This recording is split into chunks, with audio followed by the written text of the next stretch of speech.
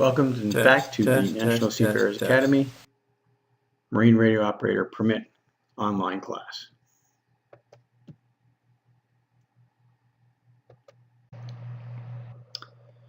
Welcome back again. Here's the agenda.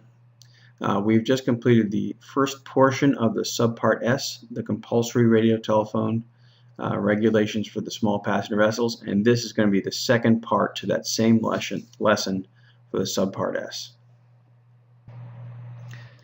Again, the Marine Radio Operator Permit allows us to operate vessels in the small passenger vessel industry and meets all the compulsory, or what is also called the mandatory regulations for the Marine Radio Operator.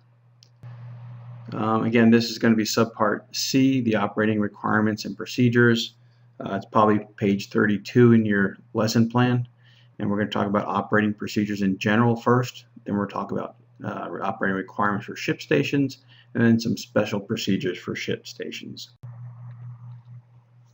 Unauthorized transmissions. A station must not engage in needless or superfluous radio communications.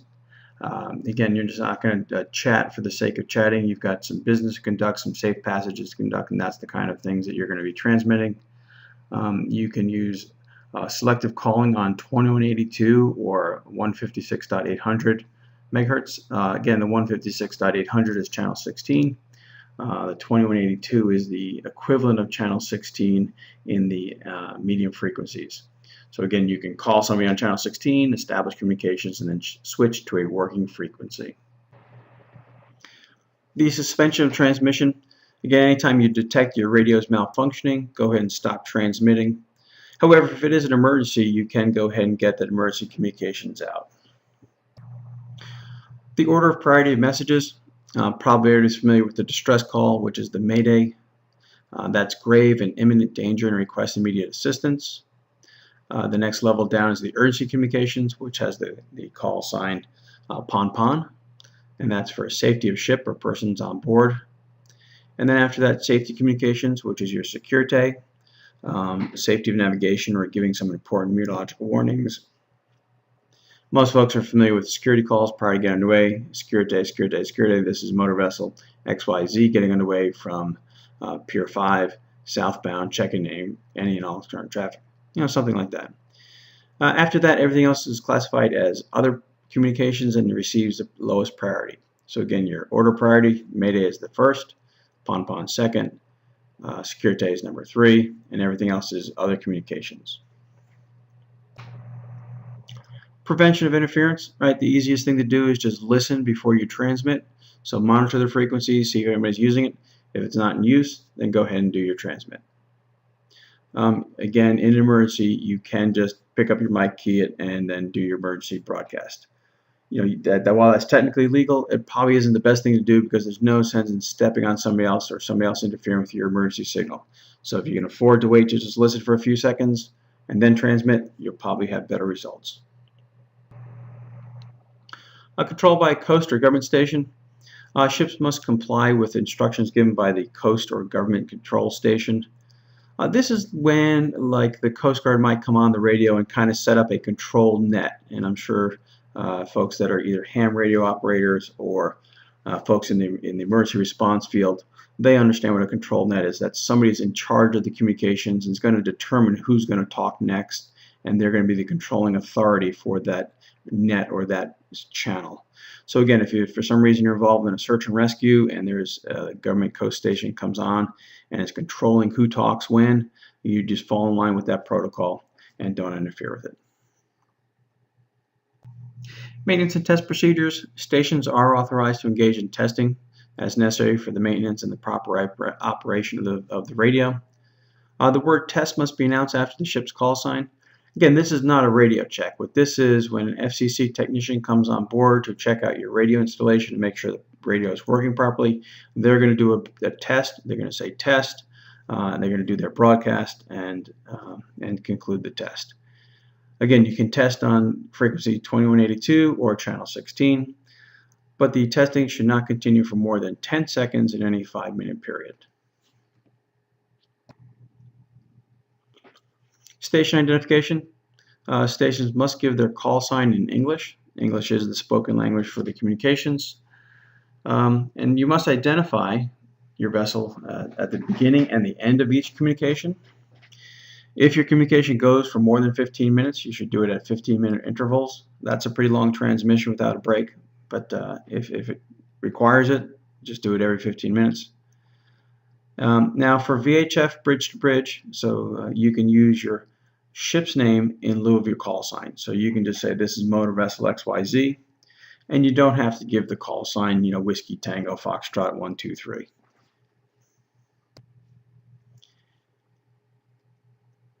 The service of each ship station, so the radio is ultimately under the control of the master. Like everything in the maritime field, everything is ultimately in control of the master. Calling another ship station, right? You normally call them on 2182 or channel 16, which is the 156.800 megahertz. Unless you know that the ship already has a working frequency. If you know the ship is monitoring working frequency, go ahead and call them on that working frequency. If you don't know if they are or not, go ahead and call them on channel 16, establish communications, and change to a working frequency. There's some limitations on calling. Calling a particular ship station must not continue for more than 30 seconds in each instance. If the ship does not respond, you have to wait and then call again after a 2-minute interval.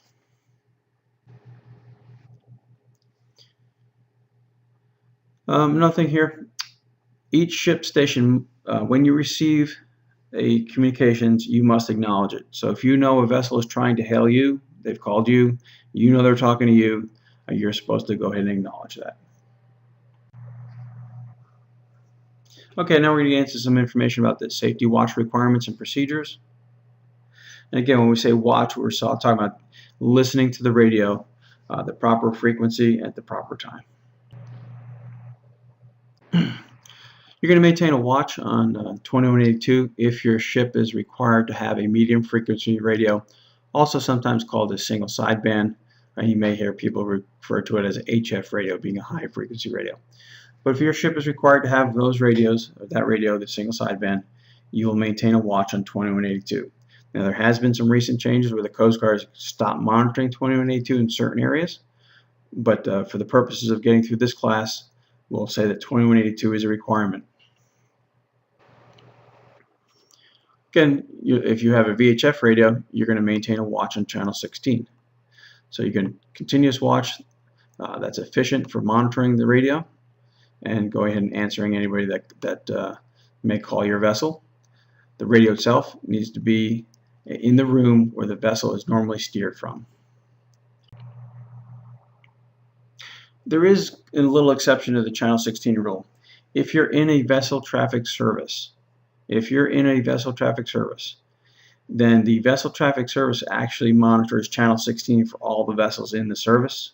And what you do is you'll be monitoring the vessel traffic service on a different frequency. A lot of times it's 68 or 69, depending on where you are in the U.S. for that service. So in that one limited instance, you don't have to maintain a watch on 16. What you would do is maintain the watch on the frequency for the VTS and also channel 13. Ship station safety watches. Okay, the silent period. With the 2182 or the single sideband frequencies, there's a silent period at every hour and every half hour. So the green sectors of that clock right there. So that's starting at the 12 o'clock position and the 6 o'clock position. For 3 minutes after the hour and 3 minutes after the half hour, there's a silent period. And what that is for is that you should not use that frequency for routine communications, and it would give a chance to the folks that are already in distress to go ahead and repeat their distress message during those time periods. And the folks that have these radios would be maintaining an extra sharp watch during those time periods. Okay, watch requirements, kind of a little recap here. If it's a compulsory vessel, that means by regulation you need to have a radio. Then you must maintain that watch on channel 16 from the room which the vessel is normally steered. Okay, voluntary vessels.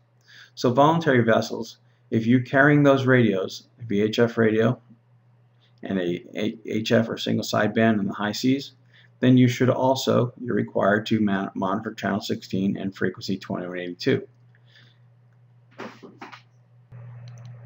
Okay, authority for transmission or urgency transmission. A distress or urgency call is done only under the authority of the master or the person responsible for the mobile station. And again, nobody should make a false or fraudulent distress call. Okay, station documents. All right, station logs, kind of standard log stuff. Log entries and communications, they would include the station name, the date, the time, the name of the operator on duty, and the station call signs or the name of the vessels that you communicated with. Okay, the log entries themselves. You need to log a summary of all distress and urgency communications that affect your own ship. You must log any distress alerts that you relayed for somebody else. And you must log any testing of maritime emergency radios and equipment. And you do those log entries before each voyage or weekly while underway.